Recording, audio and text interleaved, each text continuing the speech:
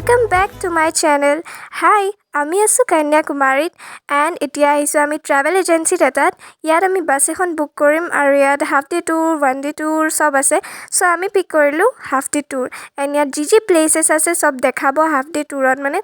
so আমি তাৰপিছত আপোনালোকক দেখাম সো ফাৰ্ষ্টলি আমি আহিলো ৱেক্স মিউজিয়ামত এণ্ড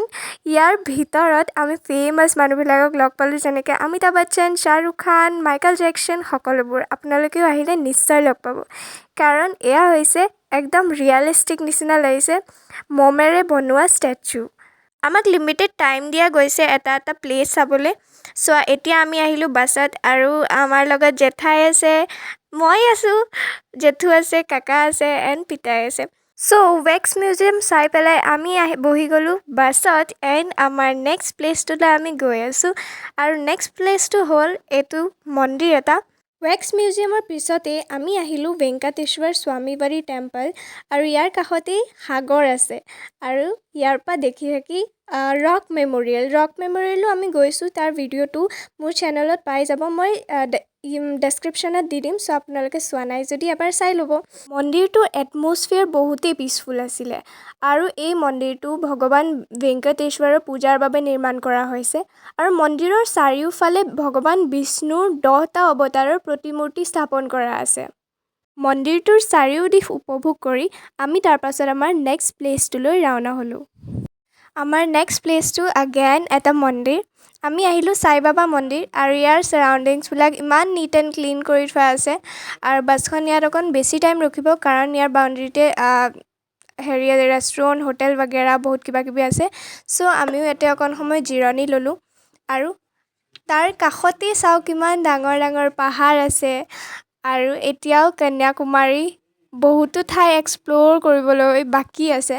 এতিয়া আমি আহিলোঁ সুচিন্দ্ৰমত অৱস্থিত এটা অতি পবিত্ৰ আৰু ঐতিহাসিক মন্দিৰ থানুমালায়ান টেম্পল এই মন্দিৰত একে ঠাইত ব্ৰহ্মা বিষ্ণু আৰু শিৱ তিনিওটা দেৱতা পূজিত হয় একেবাৰে ইউনিক আৰু স্পিৰিচুৱেল যেনে এই মন্দিৰত এটা ট্ৰেডিশ্যনেল নিয়ম আছে মানে পুৰুষসকলে ভিতৰলৈ সোমোৱাৰ আগতে নিজৰ কাপোৰ খুলি সোমাব লাগে মানে ওপৰৰ কাপোৰখিনি টি চাৰ্ট যিয়ে পিন্ধি আছে খুলি পেলাই সোমাব কাষতে পানীৰ মাজত এটা সৰুকৈ টেম্পল আছে ফাইনেলি আমাৰ ট'ৰৰ লাষ্ট প্লেচটো হৈছে মিউজিকেল ফাউণ্টেইন এই শ্ব'খনত মিউজিক লাইট আৰু পানীৰ এক ধুনীয়া কম্বিনেশ্যন দেখা পায় আহক আপোনালোকক দেখাওঁ তাৰ ভিতৰত কি আছে কি নাই আৰু ইয়াৰ মই টিকেট লৈ লৈছোঁ ইয়াৰ ভিতৰত ডাঙৰ ডাঙৰ ষ্টেয়াৰ্ছ আছে আৰু সকলো ইয়াত ফাউণ্টেইন শ্ব'টো চাবলৈ ইয়াত বহি লৈছোঁ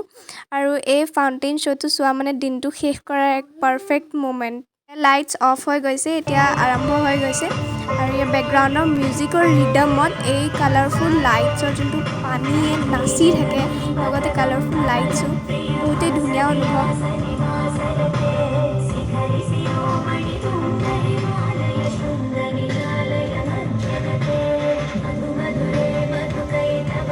আজিৰ দিনটো আমাৰ কাৰণে বহুতেই মেমৰেবল আছিলে আৰু ইয়াতে আমাৰ ট'ৰটো খতম হৈছে আমি পুনৰ আমাৰ আশ্ৰমত ঘূৰি আহিলোঁ মানে কন্যাকুমাৰীত থাকিবলৈ আমি বিবেকানন্দ আশ্ৰমতে ৰুম লৈছোঁ চ' ইয়াৰ ভিতৰৰে ঠাই হয় এইকণ